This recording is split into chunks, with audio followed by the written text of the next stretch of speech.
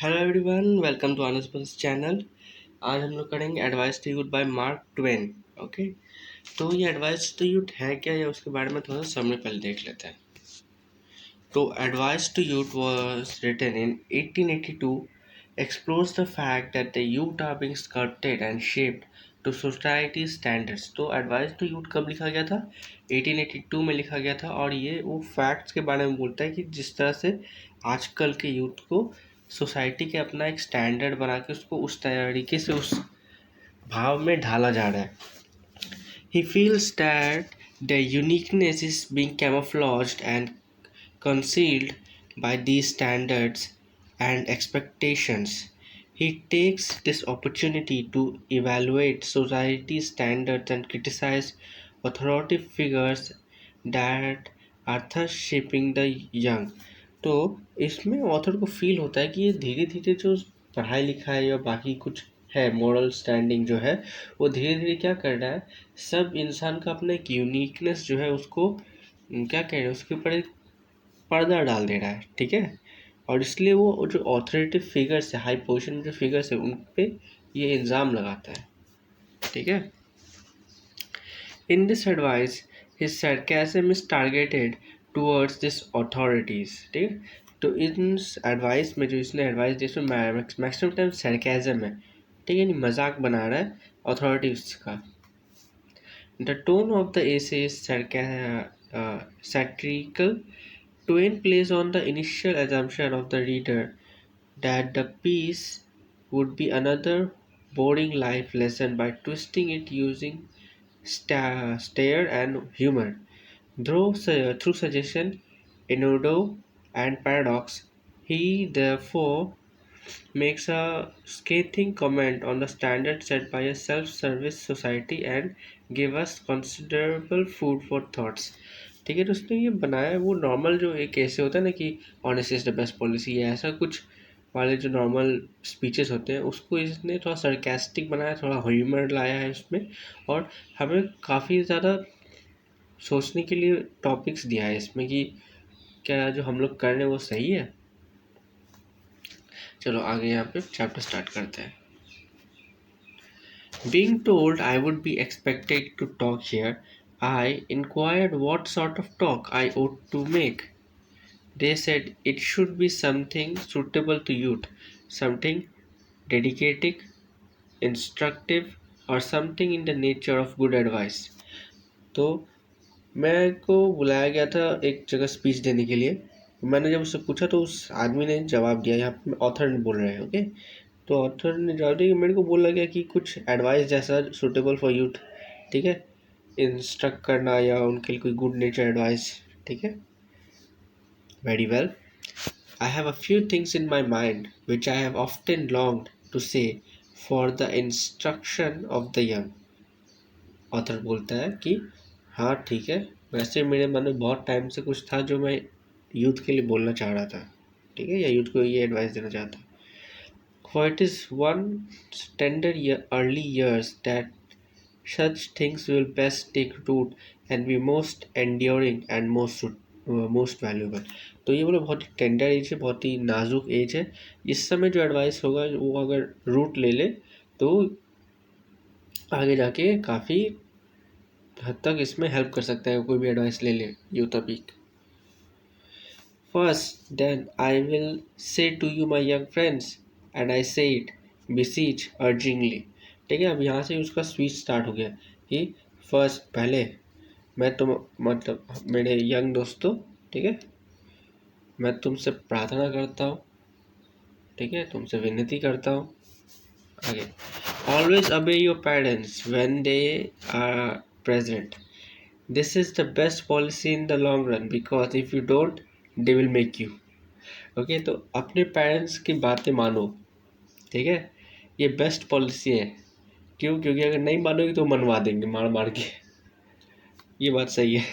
Okay, most parents thinks they know better than you and you can generally make more by humouring that superstition than you can by acting on your own better judgement. Maximum parents को यही लगता है कि वो तुमसे ज़्यादा जानते हैं। ठीक है, तो अगर तुमको लगता है और इसलिए और उन्हें लगता है कि तुम उनके सोच पे चलते हुए ज़्यादा आगे जा पाओगे कि अपना गुड जजमेंट पे, ठीक है, अपना कोई सही जजमेंट तुम कर नहीं पाओगे, उनके जजमेंट के हिसाब से, उनके फैसले, उनके डिसीजन के हिसाब से तुम ज़्यादा आगे बढ़ पाओगे लाइफ में। Be respectful to your superiors if you have any, also to strangers and sometimes to others. यहाँ बोल रहे हैं कि अपने सुपीरियर्स अगर है या फिर कोई भी स्ट्रेंजर या कोई भी है, सबके साथ थोड़ा रिस्पेक्टफुल हो। If a person offends you and you are in doubt as to whether it was intentional or not, do not resort to extreme measures, simply watch your chance and hit him with a brick.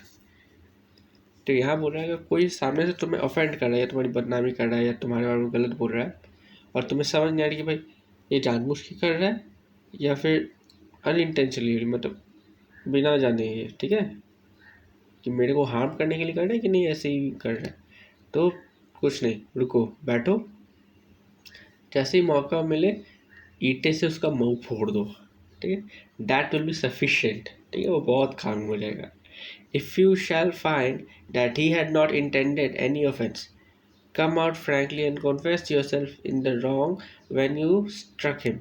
Acknowledge it like a man and say you didn't mean to. तो अभी यहाँ पे तुम्हें पता चला कि वो तुम्हें बदनाम नहीं करना चाहता, तुम्हारे लिए कोई बुरा नहीं था, तो फिर सीधा सीधा उसको बोल दो, भाई मेरे को भी तुम्हें मारने का इच्छा नहीं था, गलती से लग गया, ठीक है, मर्द के जैसा आगे बोलो, मार बोल दो कि भाई मेरा भी इच्छा नहीं था, गलती से लग गया तुम। ओके, नाउ आगे। Yes, always avoid violence in this age of charity and kindliness. The time has gone by for such things. Leave dynamite to the low and unrefined. ठीक है, वायलेंस अवॉइड करो क्योंकि ये चैरिटी, काइंडनेस, ठीक है, ये वाला एज है, सब कोई बहुत एम्पैथी सिंपैथी वाला है, क्योंकि डायनामाइट तो लो लाइफ इस्तेमाल करते हैं, ठीक है, लो लाइफ का मतलब गैंग मेंबर्स या ऐसे lower part of the society. Okay, go to bed early, get up early, this is wise.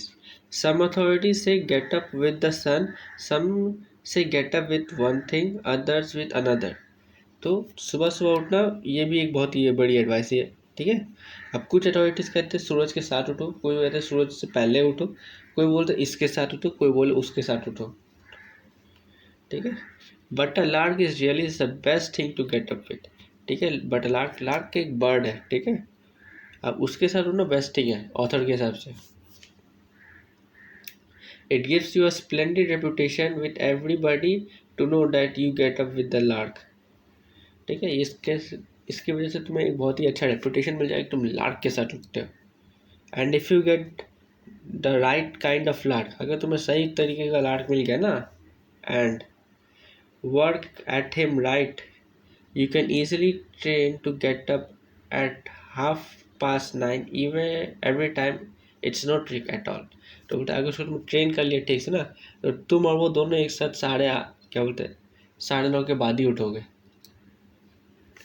Now as to the matter of lying, अब झूठ बोलने के बारे में बहुत ही अच्छा बात बोला है, ठीक है, as the matter of lying. Okay, you want to be very careful about lying, otherwise you are nearly sure to get caught, ठीक है। तो झूठ बोलने के बारे में हमेशा सतर्क रहना, जागरूक रहना थोड़ा, वरना पकड़े जाओगे। Once caught you can never again be in the eyes to the good and the pure what you were before, क्योंकि एक बार पकड़े गए ना तो अच्छे बच्चे, अच्छे लोग और प्योर पर्सन्स के सामने तुम्हारी इमेज बर्बाद हो जाएगी। Okay, now many a young person has injured himself permanently through a single clumsy and ill-finished lie, ठीक है, बहुत से यंग लोगों ने अपने आप को हार्म किया है, किस लिए, क्योंकि छोटा सा मिस्टेक या फिर सही तरीके से प्लान करके नहीं बोला उसने झूठ, बस ऐसे ही झूठ बोल लिया, इसकी वजह से the result of careless born और incompetence training, some authorities hold that young ought not to lie at all, ठीक है। तो मैं बोल रहा कि वो क्लमजी लाई जो बोला उसकी वजह से उसने खुद को हार्म किया, क्योंकि उसके दोस्त लोग फिर उससे बात नहीं करेंगे, झूठ बोलता है, गंदा बच्चा है। ठीक है, तो ये हुआ क्या, या बोल रहे कि इसने केयरलेसली और इनकम्प्लीट ट्रेनिंग, बिना ट्रेनिंग किए झूठ बोल रहा है। इसलिए सम अथॉरिटीज़, कुछ अथॉरिटीज़ तो ऐसे कि डायरेक्ट ओथ दिलाते हैं, ठीक है, कसम खिलाते कि भाई झूठ नहीं बोल रहा है तुम्हें। That of course is putting it rather stronger than necessary. Still, will I cannot go quite so far as that. I do maintain and I believe I am right. ठीक है, ठीक है, कुछ मैं मानता हूँ, पर ये कुछ ज़्यादा ही नहीं हो गया कि भाई कसम दिलवा रहे हो। स्टिल मैं मानता हूँ कि मैं उतना भी नहीं जाऊँगा, मैं मेंटेन करता हूँ and I believe I am right, और मैं मानता हूँ कि मैं सही हूँ। That the young ought to be temperate in use of their great art until practice and experience shall give them the confidence, elegance and the precision which alone make them accomplish graceful and profitable। ठीक है, ताकि जब young जो है, ये झूठ बोलने से पहले उनको अच्छे से प्रैक्टिस चाहिए, साल साल भर, मतलब ज़िंदगी भर का थोड़ा एक्सपीरियंस चाहिए, ठीक है, एलिगेंस चाहिए, तब जाके वो झूठ बोलना सीख पाएंगे। और अगर झूठ बोलना सीख गए, क्योंकि अगर झूठ बोलना सीख गए तो उनका लाइफ में बहुत ही प्रॉफिटेबल रहेंगे और काफ़ी अच्छी तरह से रहेंगे। ठीक है, patience, diligence, painstaking attention to detail, these are the requirements. These in times will make the student perfect. Upon these only may he rely as the future foundation for future eminence. तो patience लगेगा, diligence लगेगा, pens taking details, ठीक है, ये सब लगेगा झूठ बोलने के लिए और सही टाइम पे झूठ बोलने के लिए, ताकि तुम ज़िंदगी में आगे बढ़ सको भाई। क्योंकि इसकी वजह से ही तुम आगे जाकर के राज कर पाओगे या फिर काफ़ी ऊपर उठ पाओगे, यही बोल रहा है। Think what tedious years of study through thoughts, practice, experience went to the equipment of that peerless old master who was able to impose upon the world the lofty and sounding maxim that truth is mighty and will prevail। तो सोचो कितना practice, study, experience से गया होगा वो इंसान जिसने ये मैक्सिमम लिखा है। ठीक है, मैक्सिमम लिखा है कि truth is mighty and will prevail. ये जो कहावत है ना कि सच हमेशा झूठ पे क्या कहते हैं, झूठ से जीत जाएगा, वही बात। The most majestic compound fracture of fact which any of woman born has yet to achieve। तो यहाँ पे बोल रहा है कि ये इतना बड़ा मैजेस्टिक, इतना बड़ा कंपाउंड फ्रैक्चर है, जो ये ऐसा फैक्ट है जो आज तक कितना भी यहाँ पे इसके हिसाब से वुमेन बॉर्न, जितनी वुमेन बॉर्न है अभी तक अचीव नहीं कर पाई ये बात। For the history of our race, हमारे रेस की हिस्ट्री के हिसाब से, and each individuals experience are sown thick with the evidence that the truth is not hard to kill. जबकि हमारा जो इतिहास है ये हमें बार बार बताता है कि सच्चाई को मारना या ट्रूथ को मारना तो बहुत ही आसान काम है भाई।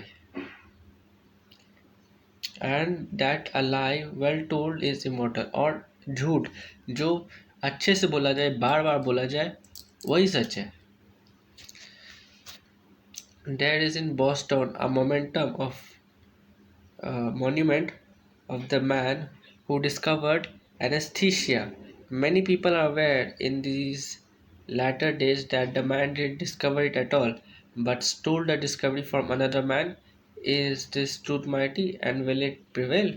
जबकि यहाँ बता रहा है, एक फैक्ट दिया है कि बॉस्टन में एक मॉन्यूमेंट है एक इंसान का जिसको कहा जाता है कि उसने डिस्कवर किया एनेस्थीसिया, लेकिन बहुत से लोग जानते हैं कि भैया उसने डिस्कवर नहीं किया, उसने दूसरे इंसान को चुराया है। तो अब क्या कहते हैं, क्या यहाँ पे सच्चाई बहुत ही स्ट्रांग है? ठीक है, क्या वो माइटी, क्या वो प्रिवेल कर पाएगा?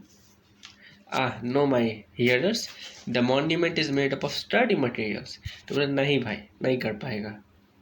सच्चाई झूठ पे नहीं जीत पाएगा। क्यों? क्योंकि मॉन्यूमेंट बहुत ही स्ट्रांग मटेरियल का बना है, ठीक है। But the lie it tells will Outlast it a million years. लेकिन और जो झूठ वो बोल रहा है वो सिर्फ इसमें नहीं, वो मिलियंस ऑफ ईयर्स के लिए आगे चलता जाएगा। Awakened, feeble, leak, lie is a thing which you ought to make it your unceasing study to avoid। ठीक है, वीक और कमज़ोर ऐसा कोई झूठ मत बोलो, ठीक है। उसके लिए तुम झूठ बोलेंगे तो स्टडी करो ताकि तुम ये छोटे मोटे मिस्टेक वाले लाइज हटा सको, ठीक है। जब झूठ बोलोगे तो अच्छे से प्रैक्टिस करके सही वाला झूठ बोलोगे, ठीक है। Such a lie as that has no more real preeminence than an average truth। ठीक है, तो यहाँ बोल रहा है कि ऐसा झूठ झूठ बोलना है कि वो सच लगे, मतलब आधा सच आधा झूठ ऐसा कुछ बोलना है, ठीक है।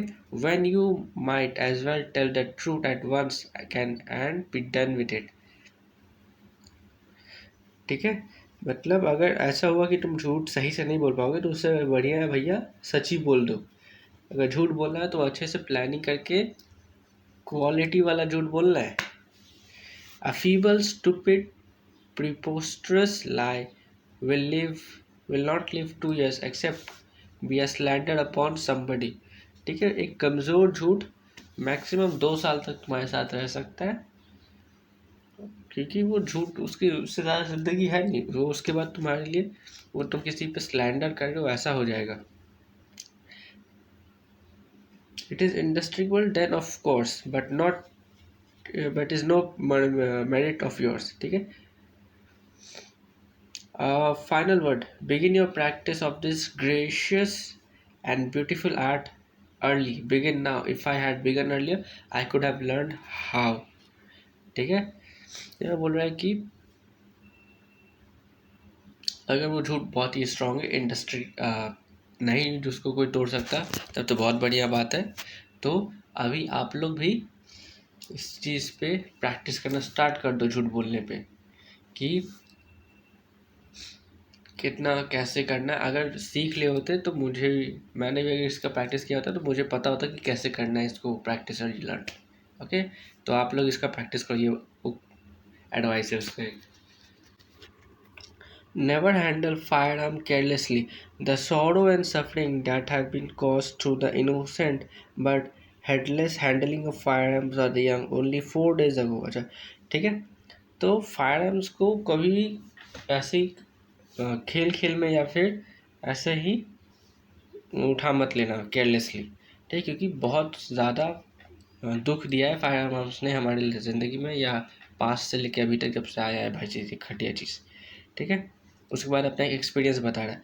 Only 4 days ago right in the next farmhouse to the one where I am spending the summer a grandmother old and grey and sweet one of the loveliest spirit in the land was sitting at her work when her young grandson crept in and got back an old, battered, rusty gun which had never been touched for many years and was supposed not to be loaded, and pointed it at her, laughing and threatening to shoot. In a fright, she ran screaming and pleading towards the door on the other side of the room, but as she passed him, he placed the gun almost against her breast and pulled the trigger. He had supposed it was not loaded and he was right, it wasn't। ठीक है, तो कुछ दिनों के पहले की बात है या 4 दिन पहले की बात है कि मैं जिस फार्म हाउस में है उसके नेक्स्ट एक फार्म हाउस था। वहाँ पे एक बूढ़ी माता, ठीक है, एक ग्रैंड मदर अपना काम कर रही थी। तभी उसका जो ग्रैंडसन है वो कहीं से एक बैटर्ड, मतलब टूट हल्का फुल्का बहुत पुराना एक गन लेके आ जाता है और उन पे पॉइंट करता है और बोलता है कि मैं शूट कर दूंगा, ठीक है। और ये देख जैसे वो गन को देखती है वो डर जाती है, ठीक है, और वो भागने लगती है। पर वो बंदूक को उनके सामने लाता है, चेस्ट के सामने लाता है और क्लिक कर देता है। वो बच्चा भी सोचता है कि इसमें बंदूक में गोली होगा नहीं, और गोली था नहीं, लेकिन जब कोई आदमी उतना डर जाता है उसमें तुम ऐसा करोगे, ऑब्वियसली क्या होगा, सबको पता है, डरे हुए इंसान पे ऐसा काम करोगे। So there wasn't any harm done, it is only case of that kind I heard. तो और इसके बाद बोला कि चलो यहाँ पे तो कुछ हुआ नहीं, उफ बच गए, बूढ़ी माता बच गई, चलो यहाँ पे तो कोई काम हुआ नहीं, यहाँ पे ऐसा कुछ हुआ नहीं, पर ये ऐसा एक ही केस है जो मैंने सुना है। Therefore just the same don't meddle with old unloaded firearms। तो एडवाइस यही है कि भैया पुराने फायर आर्म से खेलो मत। They are the most deadly and unerring things that have been ever created by man. ठीक है, ये बहुत पुराने डेडली और अननर्विंग थिंग्स है जो इंसान ने बनाए हैं। You don't have to take any pain at all with them, you don't have You don't have to have a rest, you don't have to have any sight on the gun, you don't have to take aim even। तो इसमें तुम्हें कोई कष्ट लेने की ज़रूरत ही नहीं, ना एम लेने की ज़रूरत है, ठीक है, ना एक पोजीशन लेने की ज़रूरत है, ठीक है, एम कर और गन का साइट का भी ज़रूरत नहीं। No, you just pick out a relative and bang away. ठीक है, तो तुम्हें बस वैसा कुछ नहीं करना, एक रिलेटिव पकड़ो अपना, बंदूक लेके जाओ उसके पास, ठोक दो, ठीक है, and you are sure to get him, और तुम्हें वो पक्का टपक जाएगा वो। A youth who can't hit a cathedral at 30 yards with a Gatling gun in 3/4 of an hour। ठीक है, एक यूथ जिसके पास गैटलिंग गन यानी उस टाइम पुराना मशीन गन, ठीक है, वो अगर 30 यार्ड दूर रहेंगे कैथीड्रल से तब भी वो कैथीड्रल को शूट नहीं कर पाए, मतलब एक बहुत बड़ा चर्च को कैथीड्रल कहा जाता है। Okay, can take up an old empty musket and bag his grandmother. वो एक बहुत पुराना मस्केट लेके अपनी ग्रैंड मदर को एवरी टाइम एट 100, हर बार उड़ा सकता है। ठीक है, think what Waterloo would have been if any of the armies had been boys armed with old muskets supposed not to be loaded, and other army had been composed of their female relations। The very thought of it makes one shudder। तो सोचो, Waterloo एक बहुत पुराना war था, ठीक है, France में हुआ था शायद मेरे ख्याल से। तो इसमें अगर मान लो एक आर्मी है जो लड़कों की है बनी हुई है, और उनके पास पुराने मस्केट्स हैं, ठीक है, पुराने वाले बंदूक, और उनके अपोजिट कैम्प में फीमेल है, उन्हीं के रिलेशंस के फीमेल्स हैं। तो सोच सकते हो क्या होगा, मैं तो सोच के डर रहा हूँ। There are many sort of books that good ones are the sort for the young to read. बहुत से क्या कहते हैं, अच्छी किताबें हैं, और यंग लोगों के लिए तो कुछ और भी अच्छी किताबें थे। Remember that they are a great and inestimable and unspeakable means of improvement. तो ये जान लो कि इम्प्रूवमेंट करने के लिए अपने अंदर बहुत चीज़ें, मतलब बहुत चीज़ें हैं। Therefore be careful in your selection. तो अपने आप को कैसा बनाना है, उसके लिए तुम कैसे बुक्स पढ़ोगे या कैसा अपने आप को बनाना चाहते हो, कैसा कैरेक्टर चाहते हो, उसके लिए सोच समझ के बनाना अपना कैरेक्टर डिस्क्रिप्शन। ठीक है, therefore be careful in your selection, my young friends, be very careful। Confine yourself exclusively to Robertson sermons, Baxter's Saints Rest, The Innocents Abroad and work of that kind। ठीक है, तो ये कुछ books के नाम बोल रहे हैं जो तुम्हें पढ़ने के लिए एडवाइस दिया गया है। ये भी इसी जैसा ही है, थोड़ा बुक्स है बट थोड़ा ज़्यादा बड़ा। ठीक है, तो ये बुक्स तुम ट्राई कर सकते हो। But I have said enough। I hope you will treasure up the instruction which I have given you and make them a guide to your feet and a light to your understanding। Build your character thoughtfully and painstakingly upon these precepts, and by when you got it built, you will be surprised and gratified to see how nicely and sharply it resembles everybody else। ठीक है, तो अपना character तुम ध्यान से बनाना, मैंने जो advice लिया है उसे मन में रखना, क्योंकि जब तुम अपने आप को बना लोगे और तुम चारों तरफ देखोगे, तुमको लगेगा तुम कितना सेम टू सेम हो सबके जैसे। ठीक है, क्योंकि ये बता रहा है कि और सब अथॉरिटी फिगर से बाकी लग भी रहा है ऐसे ही है, सब झूठी तो बोलते रहते हैं। ठीक है, तब तुम्हें समझ में आएगा कि तुम कितने सेम टू सेम उन लोगों से, बाकी ये तुम्हारे दोस्त लोग जैसे नहीं हो जो बुड़बक जैसे सीधा सीधा जो पढ़ा रहा है वैसा हो जा रहा है। चलो ठीक है, I hope you enjoy this chapter. और मेरा कहना है कि चैप्टर खुद से 2-3 बार रीड करो, काफ़ी इंटरेस्टिंग चैप्टर है। चलो, और लाइक एंड सब्सक्राइब।